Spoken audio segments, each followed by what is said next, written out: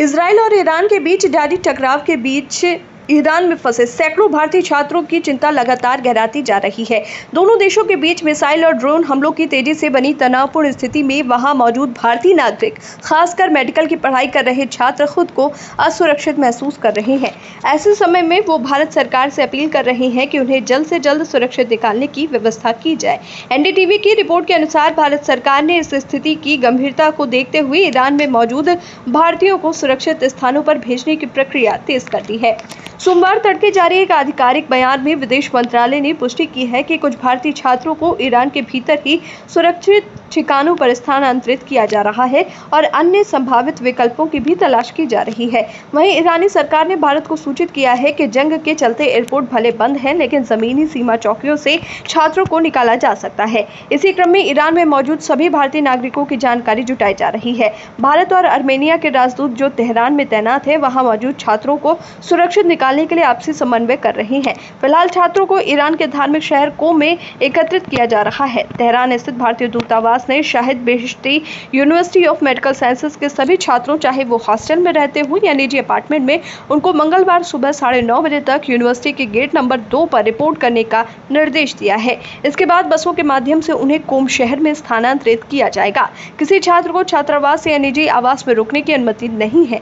दूतावास ने ये भी स्पष्ट किया है कि इस निर्देश का व्यापक प्रचार किया जाए और सभी इसका पालन करें। खास बात यह है कि जम्मू कश्मीर के कई छात्र ईरान के अलग अलग मेडिकल विश्वविद्यालयों में पढ़ाई कर रहे हैं, जिनमें शाहिद बेहिश्ती यूनिवर्सिटी और Iran university of medical sciences शामिल हैं। इनमें से एक छात्र इम्तिसल मोहिद्दीन, जो मूलतः हंदवाड़ा जिला कुपवाड़ा से हैं, उन्होंने एएनआई को बताया कि शुक्रवार तड़के 2:30 बजे जबरदस्त धमाके सुनाई दिए, जिससे वो डर के मारे बेसमेंट में भागे।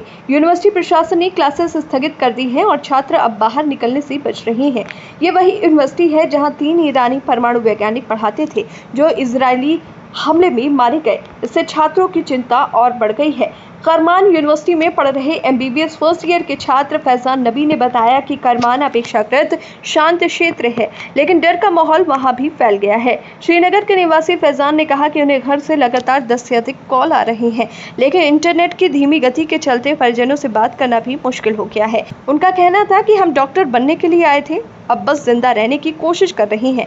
वहीं Iran university of medical sciences में पढ़ाई कर रही एमबीबीएस की 4th ईयर की छात्रा मिधात ने बताया कि हमले की पहली रात बेहद डरावनी। जम्मू कश्मीर के सोपोर की रहने वाली मिधात ने कहा कि विस्फोट उनके हॉस्टल से कुछ ही किलोमीटर दूर हुए और रात भर परिवार और दोस्तों से संपर्क बनाए रखना मुश्किल हो गया। दूतावास भले संपर्क में है, लेकिन यूनिवर्सिटी प्रशासन से पर्याप्त सहायता नहीं मिल रही। इसी बीच ऑल पार्टीज हुर्रियत कॉन्फ्रेंस के चेयरमैन मीरवाइज उमर फारूक ने भी ईरान में कश्मीरी छात्रों पर हुए कथित इजरायली हमले को लेकर चिंता जताई है। उन्होंने सोशल मीडिया पर लिखा कि एक हॉस्टल पर हुए हमले में कुछ छात्र मामूली रूप से घायल हुए हैं। भारतीय दूतावास ने एक नई सार्वजनिक एडवाइजरी जारी कर सभी भारतीयों और भारतीय मूल के लोगों को घर के अंदर रहने और केवल आधिकारिक सूचनाओं पर भरोसा करने को कहा है। ईरानी हवाई क्षेत्र बंद हो चुके हैं और हिंसा के जल्द थमने की कोई संभावना नजर नहीं आ रही।